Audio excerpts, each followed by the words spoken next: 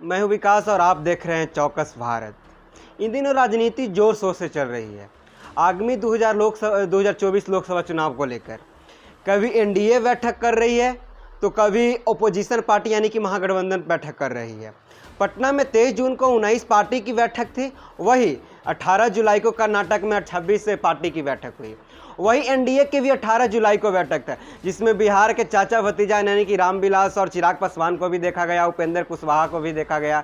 लेकिन माना जा रहा है कि जिसका अपोजिशन पार्टी का मीटिंग हुआ था उसमें बिहार के नेता यानी कि माननीय लालू यादव, तेजस्वी यादव और नीतीश कुमार को वहाँ से संकोच करके चलने पड़ा है, क्योंकि वहाँ असहमति होकर निकले हैं। इस मुद्दे पर मेरे साथ बात करने के लिए आईपीएस अधिकारी अमिताभ दास सर हैं। इनसे बात करेंगे और जानेंगे कि आखिर क्या समस्या थी कि उन लोगों को मीडिया से बात करने के लिए संकोच कर रहे थे।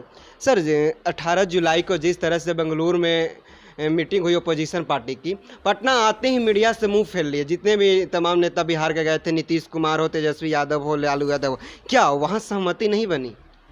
देखिए, दर्शकों को मैं बताऊं कि अभी 17 और 18 जुलाई को बंगलोर में, जो कर्नाटक की राजधानी है, वहां 26 विपक्षी दलों का सम्मेलन हुआ था। और सम्मेलन में एक ठोस नतीजा निकला कि उनका मोर्चा बन गया है जिसका नाम इंडिया रखा गया है, Indian national developmental inclusive alliance, संक्षेप में इंडिया। अब नीतीश कुमार जो वहाँ से लौटे हैं तब से ये मीडिया से भागे भागे फिर रहे हैं। ऐसा लगता है कि मुंह दिखाने लायक नहीं रहे वाली स्थिति हो गई है। तो अब मैं कहूं कि देखिए, वहाँ यदि सबसे बड़ा झटका किसी को लगा है विपक्ष की इस बैठक में, तो वो पलटू राम को ही लगा है। क्योंकि ये इस सोच में गए थे, इस मुगालते में गए थे कि मुझे इस विपक्षी मोर्चे का संयोजक बना दिया जाएगा और मेरी बड़ी वहाँ पूछ होगी। लेकिन ऐसा वहाँ कुछ नहीं हुआ। एक तरह से इनको औकात बताई गई। और जब ये पलटू राम पहुँचे तो बंगलोर शहर में बड़े बड़े बोर्ड लगे हुए थे, पोस्टर लगे हुए थे बड़े बड़े, जिसमें इनकी खिल्ली उड़ाई गई थी और लिखा गया था कि नीतीश कुमार जो हैं वो एक अनस्टेबल प्राइम मिनिस्टर कैंडिडेट हैं, अस्थिर प्रधानमंत्री प्रत्याशी हैं। तो एक तरह से इनको बहुत इनको फजीहत झेलनी पड़ी। और उसके बाद जो मीटिंग के बाद जो प्रेस कॉन्फ्रेंस हुआ, जिसमें विपक्ष के बड़े बड़े दिग्गज मौजूद थे, राहुल गांधी थे, ममता बनर्जी थी, अरविंद केजरीवाल थे, उद्धव ठाकरे थे, शरद पवार थे, वो सब में भी नीतीश कुमार कहीं दिखाई नहीं दिए। इनको बोलने का भी मौका नहीं मिला। तो यदि मिर्जा गालिब के शब्दों में कहें तो बड़े बेआबरू होकर निकले तेरे कूचे से, वो हालत नीतीश कुमार की हो गई है। और जो इनकी हालत हुई इसके लिए ये खुद ही दोषी है। जी सर, माना ऐसा जा रहा है कि इंडिया जो सर बना है, यूपीएस इंडिया, उसमें नीतीश कुमार असहमत हैं। उनको सर किसी ने पार्टी का या जो जितने भी 26 पार्टियां हैं उसमें किन्हीं का एक में माइंड में इंडिया के आया होगा, उसे इंडिया नाम से नीतीश कुमार असहमत हैं। नहीं, तो असहमति की तो कोई वजह होनी चाहिए ना। इंडिया नाम में क्या खराबी है? इंडिया तो पूरे हिंदुस्तान का नाम है और उसका जो मतलब समझाया गया है वो भी बहुत अच्छी बात है कि उसमें आपको डेवलपमेंटल भी है, विकास की बात भी की गई है, इंक्लूसिव भी है, सबको साथ रखने की भी बात की गई है। तो इंडिया से असहमति होने की तो कोई मुझे वजह नहीं दिखाई देती है। जी सर, वहाँ डी एक शब्द है जिसमें कांग्रेस का ट्विटर हैंडल पर हमने देखा है कि डेवलपमेंट लिखा गया है, और वही सपा का अखिलेश यादव का पार्टी का डेमोक्रेटिक लिखा गया है। वही डी शब्द, कुछ शब्द को लेकर सर माना जा रहा है कि विपक्ष में ना समझ। नहीं, ठीक है। देखिए, अभी आज की तारीख में विपक्ष के सबसे बड़े नेता राहुल गांधी हैं, निर्विवाद रूप से। तो राहुल गांधी का कल मैंने भाषण सुना था, तो उन्होंने डी का डेवलपमेंटल ही बताया था।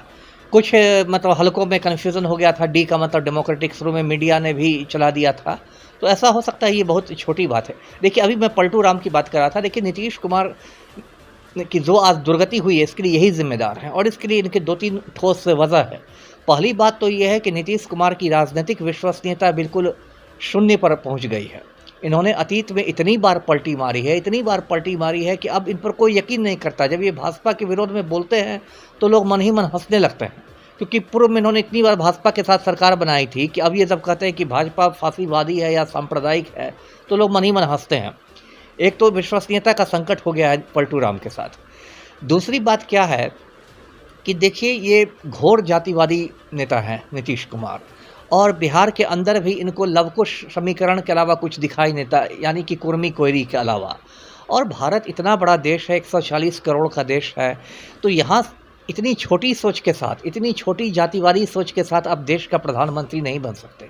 यहाँ प्रधानमंत्री के लिए बहुत बड़ा दिल चाहिए, अब सबको साथ लेके चलने का दिल, हिंदू, मुस्लिम, सिख, ईसाई, ब्राह्मण, दलित, सबको साथ लेके। सिर्फ लवकुश और कुर्मी कोयरी करने से कोई आपको अपना नेता नहीं मानेगा।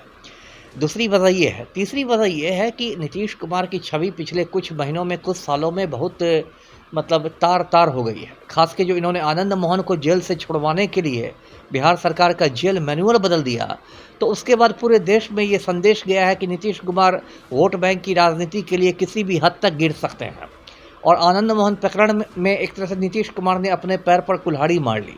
अब राजपूत वोट बैंक में सनहमारी होगी या नहीं होगी वो तो आगे का मामला है, लेकिन आज की तारीख में इनकी छवि बिल्कुल एक बहुत अवसरवादी नेता के रूप में हो गई है। और जो इन्होंने एक छवि गढ़ी थी अपनी कि सुशासन बाबू हैं और हम ना किसी को फंसाते हैं, हम ना किसी को बचाते हैं, मेरी तो अंतरात्मा जग जाती है, ये सब मिट्टी में मिल गई है बात।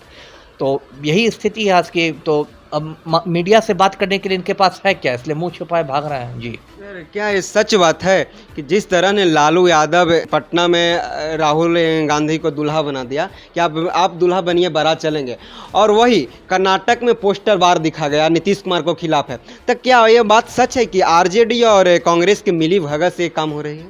नहीं, मिली भगत से ज़्यादा बड़ी बात है, ये तो एक फैक्ट है ना कि राहुल गांधी आज की तारीख में विपक्ष के सबसे बड़े नेता हैं। इसे तो आप इनकार नहीं कर सकते। कांग्रेस एक राष्ट्रीय पार्टी है, पहली बात।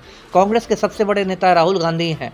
अभी खास के पिछले कुछ महीनों में उनका कद और ऊंचा हुआ है भारत जोड़ो यात्रा के बाद से, या फिर जिस तरह से सरकार ने उनको लोकसभा की सदस्यता से, जिस तरह से स्पीकर ने उनको हटवाया, जिस तरह से उनको मानहानि के केस में फंसाया गया, जिस तरह से सरकारी बंगला खाली कराया गया, ये सबसे एक और सहानुभूति भी उनके प्रति पैदा हुई है।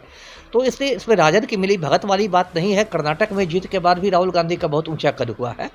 तो नीतीश कुमार अपनी औकात भूल गए थे, तो खैर इनको अपनी औकात का पता चल गया है। और मैं वही सोच रहा था कि हिंदुस्तान में जो शादियां होती है, इसमें जो बारात जो जाती है, तो उसमें एक दूल्हा का फूफा होता है ना उसका और कोई काम नहीं होता, वो बस गाल फुलाए बारात में रहता है पूरे समय।